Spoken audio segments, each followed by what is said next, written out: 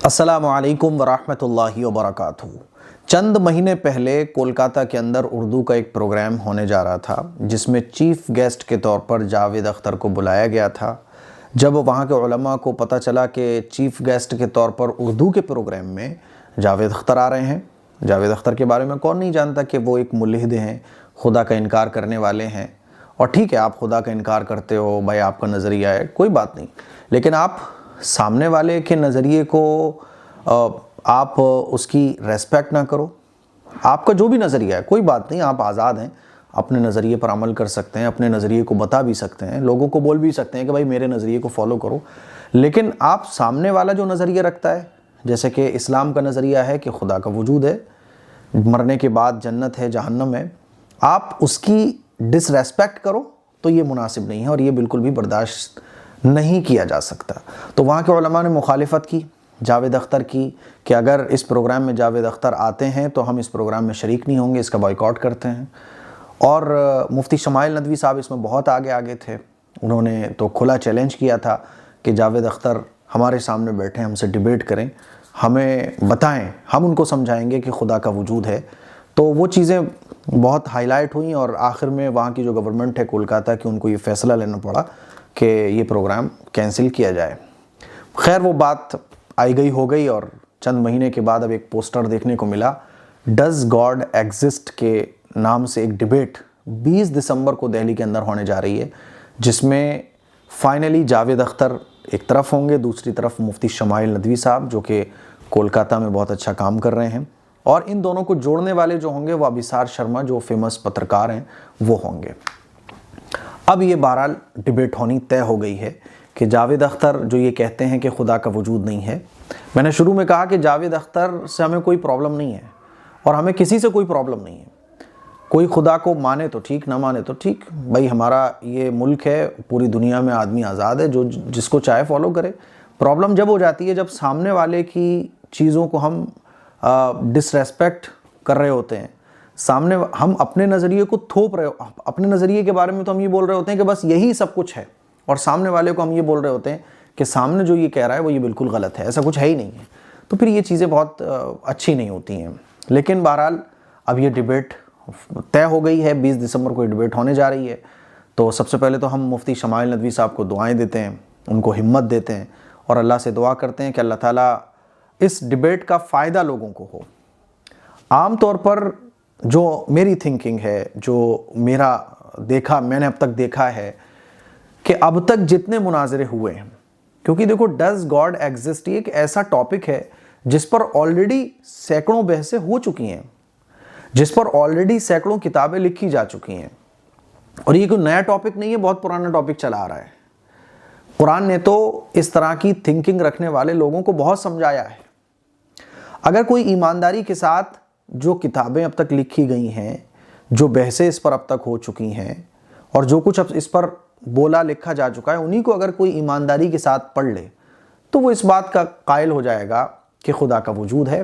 क्योंकि खुदा का वजूद एक ऐसी चीज़ है, मान लीजिए कोई चीज़ मौजूद हो तो उसका इनकार करने वाला, यानी कोई चीज़ मौजूद है उसका कोई इनकार कर रहा है, तो उससे बड़ा बेवकूफ़, उससे बड़ा आँखों को बंद करने वाला कोई नहीं कहलाएगा। क्योंकि कोई मौजूद चीज़ का अगर कोई इनकार कर रहा है तो जाहिर सी बात है, ये बहुत अजीब सी बात है। अब खुदा मौजूद है और खुदा के वजूद पर बहुत सारी चीज़ें हैं, लेकिन बहरहाल इस तरह के लोग पाए जाते हैं। तो ये कोई नया टॉपिक नहीं है।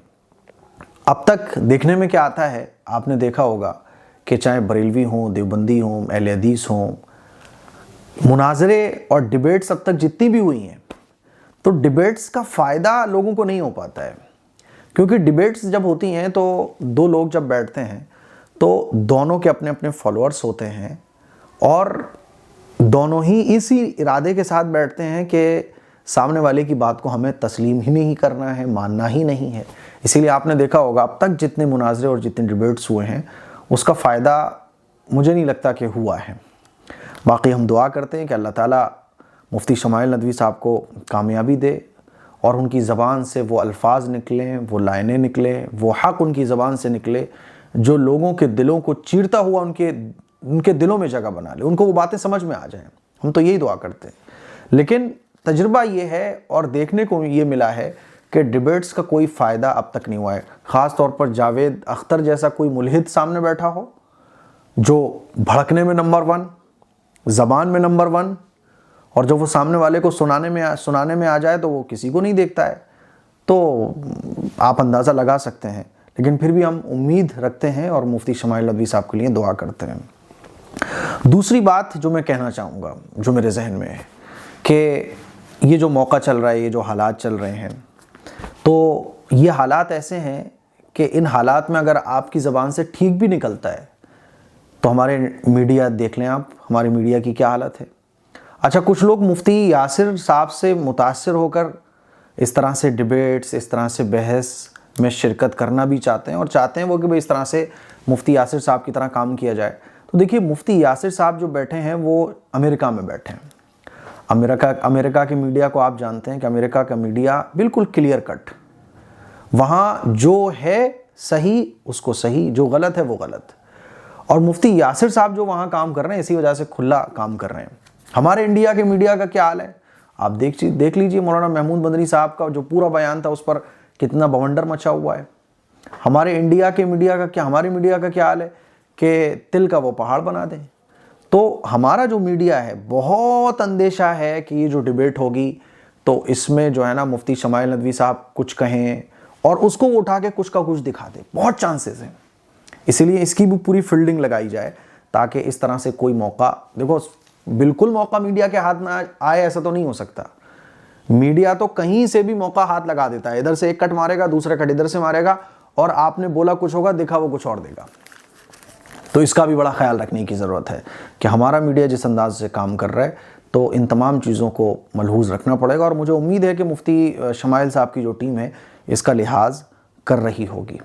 तीसरा जो मेरे जहन में है कि ये जो वक्त चल रहा है, ये हिकमत के साथ हम जिससे बात कर रहे हैं, हो सकता है कि सामने वाला जब हारने लगे तो गुस्सा दिलाने की कोशिश करे, सामने वाला कोशिश करे इस बात की कि आप कोई ऐसी बात बोलें जिससे वो अपनी शिकस्त को फतह में तब्दील कर ले।